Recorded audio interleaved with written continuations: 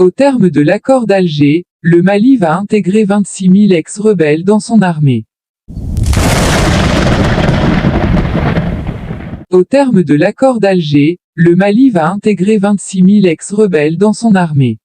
L'État malien et des groupes armés ont décidé l'intégration de 26 000 ex-combattants dans l'armée régulière du pays, qui doit se faire en 2 tranches de 13 000. La nouvelle loi électorale prévoit une élection présidentielle en février 2024. Le gouvernement de transition malien s'est accordé avec des groupes armés, signataires d'un accord pour la paix dans le nord du pays, pour l'intégration de 26 000 ex-rebelles dans l'armée malienne, selon un communiqué du gouvernement transmis le 5 août à l'AFP. Au Mali, signé en 2015 par le gouvernement malien et des groupes d'ex-rebelles du nord du pays à dominante touareg, cet accord de paix dit d'Alger prévoit un processus de cantonnement des combattants des mouvements signataires en vue de leur intégration à la fonction publique, y compris au sein de forces armées, ou de leur désarmement, démobilisation et réinsertion, DDR, dans la vie civile. Cette intégration doit aboutir à une armée nationale restructurée, plus représentative des populations du Nord en particulier. Cette armée doit ensuite se redéployer progressivement dans les principales villes du Nord sous la forme de bataillons mixtes composés à ratio égal des forces armées maliennes, des combattants de l'ex-rébellion et des groupes armés pro-gouvernementaux.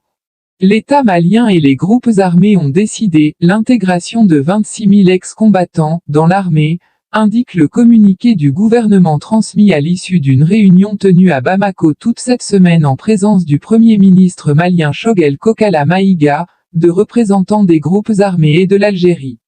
Cette intégration doit se faire en 2 tranches de 13 000 ex-combattants, dont la première est répartie selon le quota ayant fait l'objet d'un consensus entre les 2 parties, précise ce communiqué sans plus de détails, notamment sur la date du début de l'opération.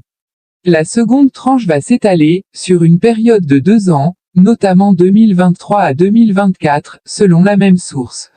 En outre, les parties conviennent de la création et l'opérationnalisation d'une commission ad hoc, chargée notamment de formuler des propositions pour la gestion au cas par cas des hauts cadres civils et militaires des mouvements signataires, pour leur intégration dans la chaîne de commandement. Cette commission doit être mise en place dans le meilleur délai, dit le texte. Un porte-parole de la coordination des mouvements de l'Azawad, CMA, l'ex-rébellion à dominante touareg, a déclaré que son mouvement avait accepté l'offre de gouvernement pour mettre en place cette commission et parler du problème de la chaîne de commandement au sein de la future armée nationale reconstituée. La mise en œuvre de l'accord d'Alger, avec ses dispositions pour l'intégration des ex-combattants, ainsi que le redressement de l'autorité de l'État, sont considérées comme des composantes politiques indispensables à une sortie de crise au Mali, en plus de l'action purement militaire.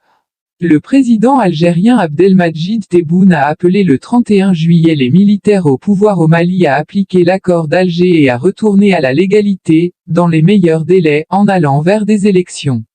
Les colonels au pouvoir au Mali ont cédé début juillet aux exigences des États ouest-africains pour un retour au pouvoir des civils, en publiant une nouvelle loi électorale et un calendrier qui comprend une élection présidentielle en février 2024. Le Mali, pays pauvre et enclavé au cœur du Sahel, a été secoué par 2 coups d'État militaires en août 2020 et en mai 2021. La crise politique va de pair avec une grave crise sécuritaire en cours depuis 2012 et le déclenchement d'insurrections indépendantistes et djihadistes dans le nord.